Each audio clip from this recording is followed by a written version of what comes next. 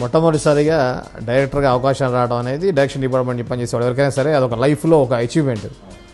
So first achievement that CC creative commercials banner మీద KS Ramarao గారితో వచ్చింది. అలాంటిది మీరు రామారావు గారితో మీరు డైరెక్ట్గా మీరు డైరెక్షన్ చేస్తారా అన్నారంటే ఏంటి ఆ గట్స్ ఏంటి మీకు? అంతే అండి. అప్పట్లో ఉన్న కానీ మనం సినిమా చేస్తున్నామంటే నెక్స్ట్ మణిరత్నం మనమే అన్నట్టుగా ఉంటుంది. మణిరత్నం ఇంకా అందరితోటి ఒకే రకంగా పెర్ఫామ్ చేయిస్తాడు.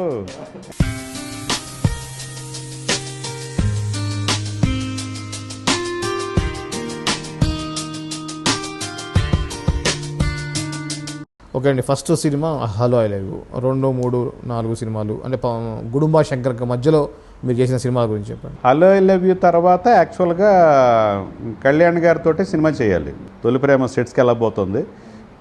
నెక్స్ట్ పిక్చర్ మనదే ఉండేదన్నమాట.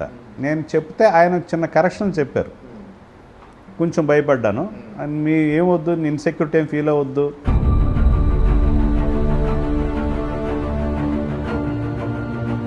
మీరు దర్శకుల సంఘానికి అధ్యక్షుడిగా చేసే క్రమంలో చాలా జరిగాయి. ఆ టైంలో మీరు చాలా ప్రాబ్లమ్స్ని సాల్వ్ చేశారు. మీడియాకి తెలియకుండా చాలా చేశారు. మీడియా తెలియకుండా చేయటమే మన ఎక్స్పర్టైజ్, అది అలా రాకూడదని. సో ఆ క్రమంలో ఒకటి బాగా రచ్చ అయినటువంటి ఇన్సిడెంట్ ఉంది, ప్రకాష్ రాజు శ్రీను వైట్. అది తప్పలేదు. ఆయన ప్రెస్ మీట్ పెట్టడం వల్ల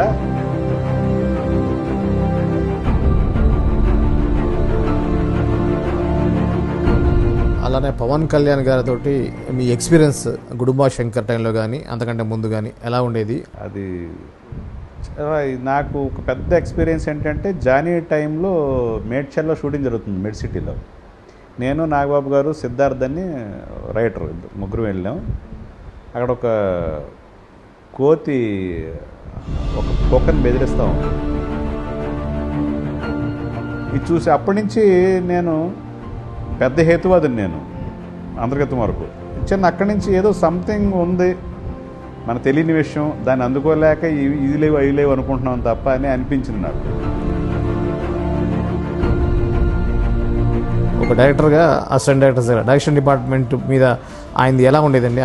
ఆయన చాలామంది డైరెక్టర్ల గురించి తెలుసు, వాళ్ళు గురించి ఎలా పనిచేస్తారని అనుకునేవాళ్ళం. ఆయన ఏమయ్యా చూసుకోవద్దా అంటే ఏంటి ఇంత తిట్టేస్తాడా మమ్మల్ని అని ఫీల్ అయ్యేవాళ్ళు.